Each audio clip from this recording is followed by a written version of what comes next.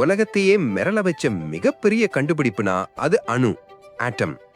1803ல John Dalton என்ன சொன்னாரு? அணுவை யாராலும் உடைக்க முடியாது, அதுதான் கடைசி துகள்னு சொன்னாரு.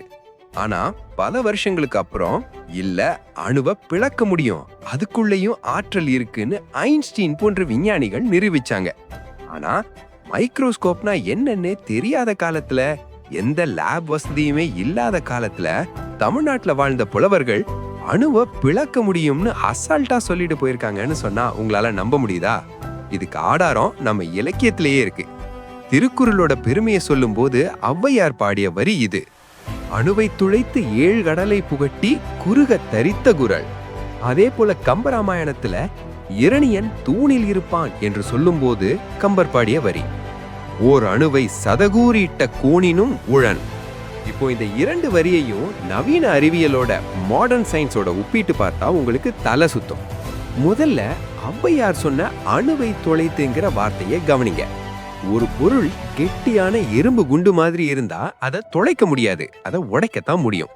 ஆனா ஒரு பொருளை துளைக்கிறோம், பியர்ஸ் என்றால் அதுக்குள்ள இடைவெளி இருக்குன்னு அர்த்தம்.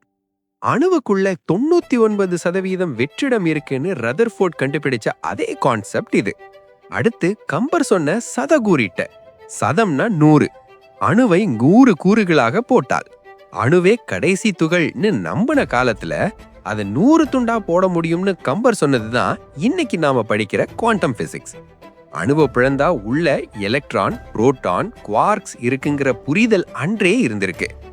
மைக்ரோஸ்கோப் இல்லாம இது எப்படி பார்த்தாங்க? விடை லாஜிக்கல் டிடக்ஷன் அண்ட் அப்சர்வேஷன். தமிழர்களுக்கு அணு என்பது ஒரு அளவீட்டு அலகு. ஒரு பொருளை பாதியா வெட்டிக்கிட்டே போனா கடைசியில வெட்டவே முடியாத ஒரு துகள் மிஞ்சும்னு கணச்சாங்க.